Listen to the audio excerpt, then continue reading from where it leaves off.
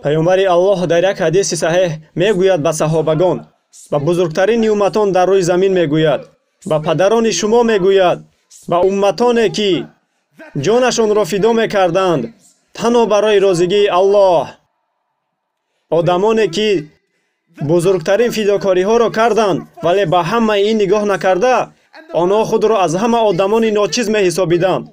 имрӯз ту коре накарда худро дар баландӣ мебинӣ, вале онҳо ҳама корро карданд, лек худро пастарин мешумориданд. Пайғамбари Аллоҳ ба онҳо мегӯяд: ҳеҷ касе аз шумо, ба кӣ мегӯяд?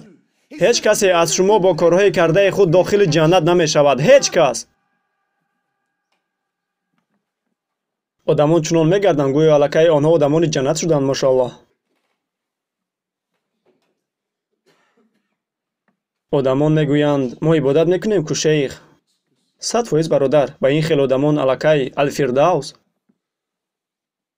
пайғамбари Аллоҳ ба саҳобаҳо гуфт: ҳеҷ касе аз шумо вориди ҷаннат намешавад бо корҳои кардаи худ. ҳеҷ кас. онҳо пурсиданд: о пайғамбари Аллоҳ, ҳатто ту? ӯ гуфт: бале, ҳатто ман. саллаллоҳу алайҳи вассалам. бузургтарин муҷоҳид буд Муҳаммад саллаллоҳу алайҳи вассалам. бузургтарин муаллим буд Муҳаммад саллаллоҳу алайҳи вассалам. бузургтарин падар буд Муҳаммад саллаллоҳу алайҳи вассалам. бузургтарин шавҳар буд Муҳаммад саллаллоҳу алайҳи вассалам. бузургтарин меҳрубонӣ барои одамон буд Муҳаммад саллаллоҳу алайҳи вассалам. бузургтарин банда ки ибодат мекард ба Аллоҳ азза ва ҷал буд Муҳаммад саллаллоҳу алайҳи вассалам. бузургтарин пайғамбар дар тамоми рӯи замин буд Муҳаммад саллаллоҳу алайҳи вассалам. бузургтарин анбиё ки аз Аллоҳ ба ӯ ваҳй меомад буд Муҳаммад саллаллоҳу алайҳи вассалам. бузургтарин офаридашуда аз тамоми офаридашудаҳои Аллоҳ буд Муҳаммад саллаллоҳу алайҳи вассалам. ва ӯ гуфт: ҳатто ман. танҳо ба он шарте ки Аллоҳи бузург ягона ба ман аз меҳрубониаш ато накунад.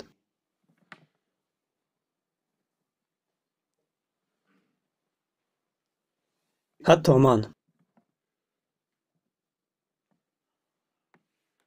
одамон бошанд худро махсус мешуморанд.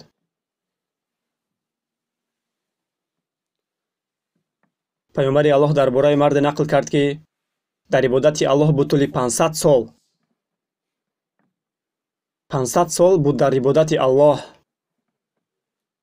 вақте ки бархеста шуд дар назди Аллоҳ, Аллоҳи азза ва ҷал баъд аз чанде ба малоикаҳо амр кард ки ӯро дохили ҷаннат гардонед тавассути меҳрубонии ман. ва он мард гуфт: о Аллоҳ, ман ин пешниҳоди туро о Аллоҳ хело қадр мекунаму лек шунидам ки ту маро бо меҳрубоният дохили ҷаннат мекунӣ. о Аллоҳ, лек ман намехоҳам бо меҳрубонии ту дохил шавам. ман мехоҳам бо корҳои кардаи худ дохил шавам. о Аллоҳ, ман ба ту ибодат кардам тӯли 500 сол. тӯли 500 сол о Аллоҳ, ман ба ту ибодат кардам. ман намехоҳам бо меҳрубонии ту дохил шавам. ман инро ба даст овардам. ман меҳнат кардам. ҳар рӯз ман ба ту ибодат кардам о Аллоҳ. на барои он ки ин ҷо истода бо меҳрубонии ту дохил шавам. ман бо меҳнати кардаи худ дохил шудан мехоҳам. Аллоҳ гуфт: бо меҳнати худ? майлаш, ҳеҷ мушкилие нест. Аллоҳ азза ва ҷал ба фариштаҳо амр кард ки то ин ки тарозуро биёранд. ва баъд гуфт: 500 соли ибодат кардаи ин мардро дар як тарафи тарозу гузоред. ва гузоред, танҳо гузоред, боре гузоред меҳрубоние ки ман ба ӯ додам, неъмате ки ман ба ӯ додам, ба як тарзе ки бо чашм дида шавад. танҳо ин, дигар ҳеҷ. танҳо меҳрубоние ки ман ба ӯ додам, ба як тарзе ки бо чашмонаш дида тавонад, ӯро дар тарафи дигари тарозу гузоред. танҳо як меҳрубонии бо чашм дидан ва аз бин баромад. аз 500 соли ибодат кардааш баъд Аллоҳ азза ва ҷал ба фариштаҳо гуфт: ӯро гиред ва дар оташи ҷаҳаннам партоед. акнун ва танҳо акнун ӯ гуфт: о Аллоҳ, илтимос, о Аллоҳ, илтимос, ман аз меҳрубонии ту розӣ ҳастам. ман аз меҳрубонии ту розиам о Аллоҳ. Аллоҳ муҳтоҷи касе нест, бародаронам. меҳрубониро бояд бинем. имрӯз мо фаромӯш кардем. имрӯз мо фаромӯш кардем. Имрӯз шумо фикр мекунед ки барои дидан ба шумо ду то чашм лозим аст. Хато мекунед, чунки дар дунё миллионҳо одамон чашм доранд, лекин онҳо дидан наметавонанд. Ин Аллоҳ иҷозат медиҳад ки бубинед. фикр мекунед ки барои шунидан ба шумо ду то гӯш лозим аст. Хато мекунед, чунки дар дунё миллионҳо одамон гӯшҳои ба сар пайвастшуда доранд, лекин онҳо шунидан наметавонанд. Ин Аллоҳ иҷозати шунидан медиҳад. фикр мекунед ки барои роҳ гаштан ба шумо ду то пой лозим аст. хато мекунед, чунки миллионҳо одамон пой доранд, лекин онҳо роҳ гаштан наметавонанд. Ин Аллоҳ, танҳо Аллоҳ иҷозати роҳ гаштан медиҳад. Аллоҳ, на ин ки ту. Аллоҳ, на ин ки ту. Аллоҳ муҳтоҷи ту нест, бародарам. Аллоҳ муҳтоҷи ман нест. Аллоҳ муҳтоҷ нест ба ҳеҷ кас. ва ту бояд инро бифаҳмӣ, чунки ин ақида аст. бояд инро бидонӣ, то ин ки дар вақти намоз хондан ҳамеша хоксор бошӣ. дар вақти ибодат кардан фахр накунӣ. дар вақти ибодат кардан такаббурӣ накунӣ, чунки инро бидон, дар ҳама ҳолат ман касе ки набошам танҳо бо меҳрубонии ӯст. танҳо бо раҳми ӯ ман касе ҳастам, на ин ки бо корҳои кардаи худ. ва инро бидон, аниқ, бо яқин ва боварӣ, ки Аллоҳ шоҳи шоҳон муҳтоҷ нест ба ҳеҷ касе аз мо. ӯ муҳтоҷи касе нест, бародаронам. валлоҳи, ба ҳеҷ чизе ки дар гирду атрофи худ мебинед, ба ҳеҷ чиз. имрӯзҳо дар дили мусалмонон чӣ қадар тарси зиёде мавҷуд аст. ҳарос аз кофирон, ҳарос аз ғарб, ҳарос аз ҷангҳо, ҳарос аз қонунҳо, ҳарос аз ин ва ҳарос аз он. лекин инро бидон, ки Аллоҳ азза ва ҷал ба касе муҳтоҷ нест. валлоҳи, бародаронам, валлоҳи, ман ҷавоб мегӯям дар назди Аллоҳ. шумо бояд эътиқод пайдо кунед. шумо бояд боварии комил дошта бошед. мутмаин бошед,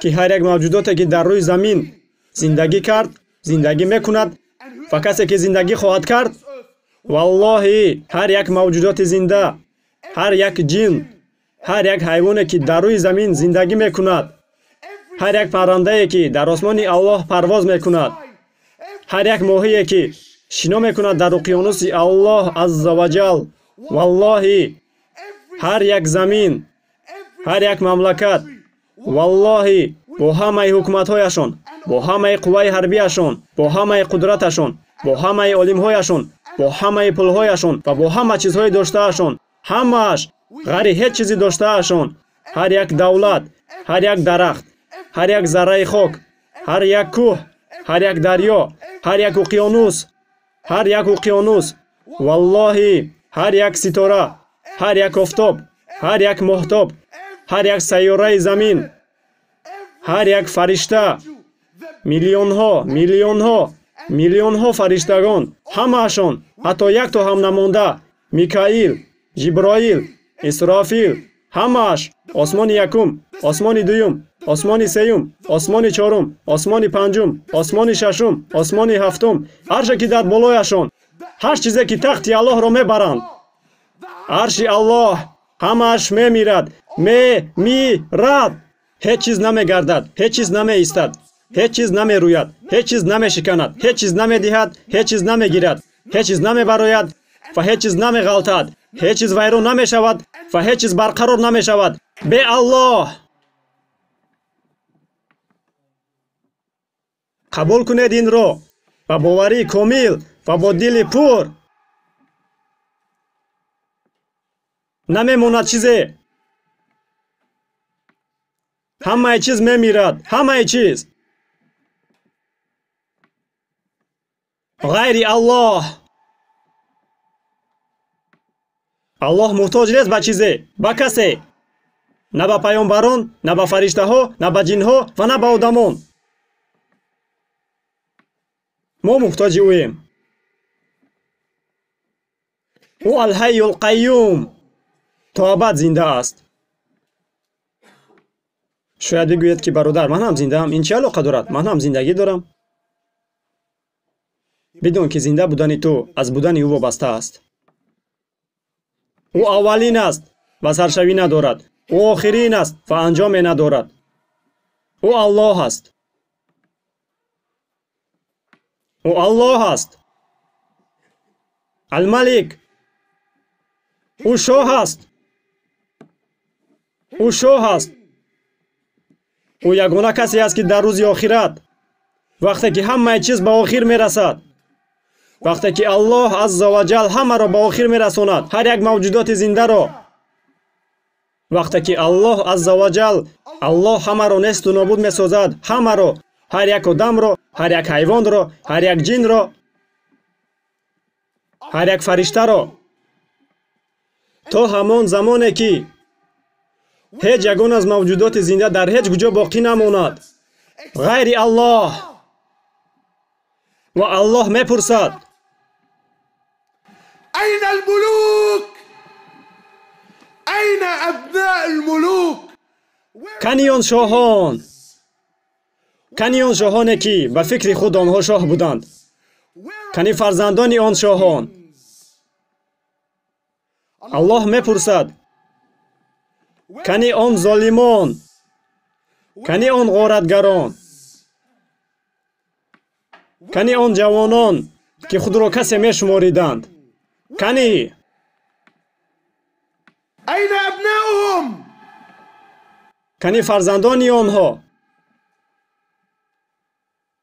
Аллоҳ мегӯяд: кани онҳо?